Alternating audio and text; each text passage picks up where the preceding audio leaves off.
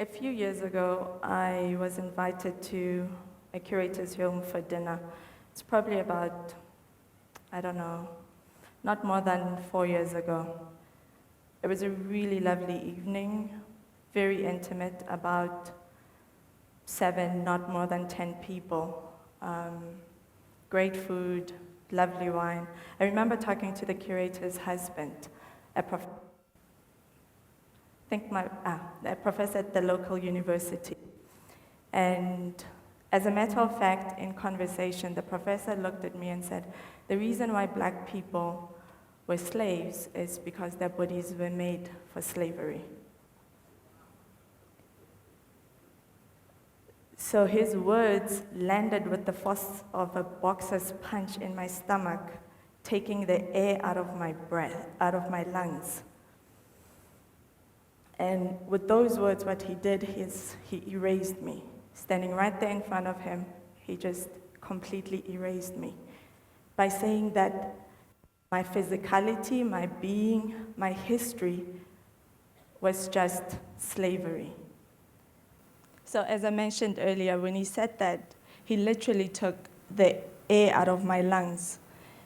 And he was echoing what a lot of people are still taught and a lot of people still believe, that before colonialization, there was only darkness on the African continent. Maya Angelou said, the function, the very serious function of racism is distraction.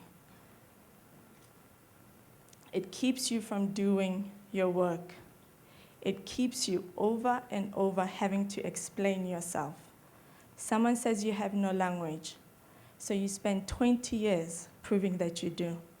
Someone says your head isn't shaped right, so you bring out all the scientists to prove that it is. Someone says you have no art, so you dredge that up. Someone says you have no kingdoms, so you dredge that up.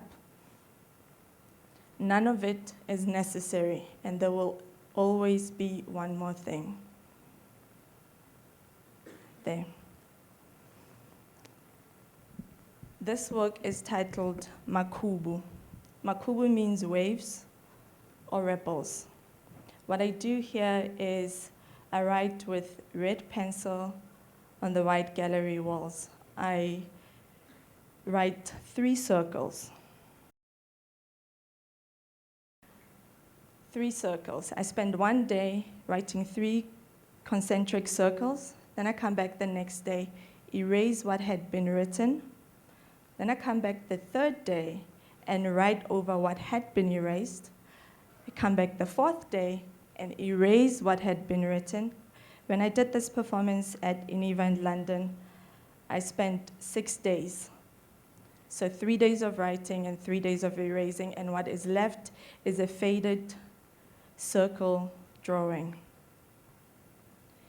And in the content of the circles in London, I was concentrating on how negative stereotypes are a way of erasing black female subjectivity and black female excellence. So what I wrote, for example, in the middle circle particularly was, I'm more than my gender, I'm more than my race, I'm a black female archaeologist, I'm a black female scientist, I'm a black female philosopher. So I went through the spectrum of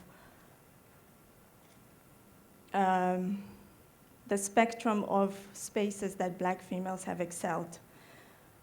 And here I also concentrate on labor. So making the circles is a very performative act because it involves the body. I stretch and I bend as I make the circle. And the plinth is there to catch the evidence of labor. So I'm also interested in what happens when the performing body is present and what happens when the performing body is absent. So here, the plinth catches the erasers. You can see the evidence of the pencils having been sharpened. You see the big eraser that's becoming smaller. I think creation is a physical act. I think even the creation of ideas is connected to your physicality, because your physicality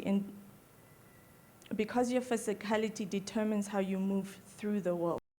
This work is titled Mosako Wanako. That means a circle of time. What I do here is I sit for 6 hours from 10 a.m. to 4 p.m. and I crochet. Now 6 hours because I think that's a full working day, minus the tea breaks or the lunch break. So I do this for 6 hours for 10 days, no breaks. For those 6 hours in a day for 10 days, I do not take toilet breaks, I don't take water breaks, I don't take lunch breaks, no breaks. And what I do is crochet. This here is about, I think, 12 meters long. As I'm sitting there and crocheting, I pay particular attention to what it is that's happening in my body, what's happening in my head, and what's happening in my emotions. And I try to reflect that on the carpet. I do this using a few techniques. One, I used about 3 different types of reeds in this carpet. I also used 3 different types of needles, and I also use about 4 to 5 different types of crocheting techniques, so that if I'm feeling tired, if I'm feeling sleepy, if I'm feeling hungry, if an idea is going through my head, that gets reflected on the carpet. For me, the carpet becomes a monument to silent labor and unrecognized lives of millions of people who have contributed to world history, whose lives and labor make it possible for us to have spaces of privilege and exclusive spaces. This work, so I work in gallery spaces, in the white cube space, and in conceptualizing my work, the white cube space, gallery spaces, are symbolic of spaces of exclusion and spaces of privilege. Here the work is called Seritise. Seritise means this shadow, this dignity, this honor, this aura, this nobility.